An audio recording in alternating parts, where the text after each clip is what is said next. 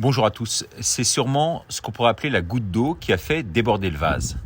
J'ai appris que le film Holden, vous savez, avait été diffusé à mon insu et bien sûr par inadvertance sur la Une TV. Eh bien, c'est une erreur fatidique, inacceptable pour un film produit par des producteurs amis, indépendants, qui n'ont que les dons pour le financer. En tant que fondateur de cette chaîne, il était de mon devoir de m'en excuser immédiatement, bien sûr auprès de Pierre Banarias, au nom de la chaîne. Il a très bien compris ma démarche et ne manquera pas de vous le confirmer, le cas échéant, si nécessaire. Mais derrière tout cela, c'est l'exemple parfait, parmi d'autres, du climat délétère qui entoure la résistance d'aujourd'hui, qui n'est que guerre d'ego, règlement de compte, alimenté par un homme qui se dit résistant, mais qui ne fait qu'alimenter les polémiques avec l'Élysée derrière. Mandela disait ces mots très justes.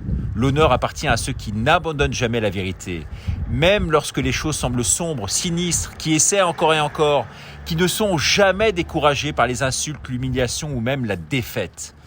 Mais malheureusement, n'est pas Mandela qui veut.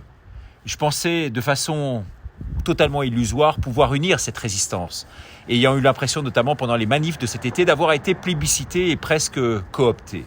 En fait, c'était pas le cas, dont acte. Les attaques sans fin sur les réseaux sociaux, dédoublées d'une atroce censure. L'impossibilité de regrouper les citoyens autour d'une seule et même voix aujourd'hui, force est de le constater. L'infiltration dans cette communication des fameux black box, vous savez, à l'époque des Gilets jaunes, qui torpillent aujourd'hui cette chaîne de l'intérieur comme ils avaient incendié à l'époque les voitures. Et bien face à cela, j'ai donc décidé de prendre un temps de renoncement comme Natacha, pour mieux se retrouver et se réaligner. Il durera le temps qu'il faudra pour un meilleur discernement. En attendant, j'ai mandaté Jean-Pierre qui étudiera les différentes propositions de reprise de cette chaîne qui ne manqueront pas de se présenter. Les atouts de la Une TV, c'est une chaîne saine, avec une forte audience, forte visibilité, sans dette, une marque installée et puis surtout une équipe solide. Et oui, si quelqu'un s'essouffle, ne se sent plus d'attaque, ce qui est aujourd'hui mon cas et celui de Natacha, il faut que d'autres prennent le relais. C'est cela l'esprit de la résistance. En tant que sportif, c'est aussi l'esprit olympique. Celui qui, vous savez, porte la flamme, transmet le flambeau, ne la garde pas pour lui. La Une TV, c'est l'une des flammes aujourd'hui de cette résistance. Eh bien, si on veut que cette flamme vive, il faut la faire vivre, la relayer, savoir la quitter pour peut-être mieux la protéger, quitte à reprendre le flambeau par la suite. Il faut avoir en tout cas l'honnêteté et l'humilité de le reconnaître. Je tiens à saluer le travail admirable de toute l'équipe, fait de transparence, d'engagement.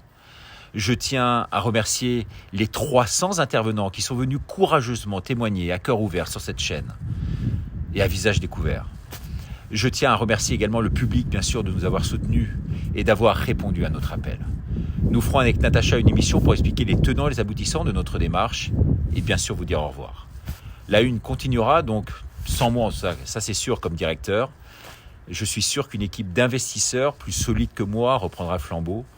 Je mettrai du reste mes compétences journalistiques, s'il le faut, à leur service. On se retrouvera donc sur la Minute de Ricardo. N'hésitez pas à vous abonner car ça sera la seule façon pour vous de me voir dorénavant. Merci beaucoup de votre compréhension et à bientôt et à ce soir pour la dernière de la Une TV avec Louis Fouché. Au revoir.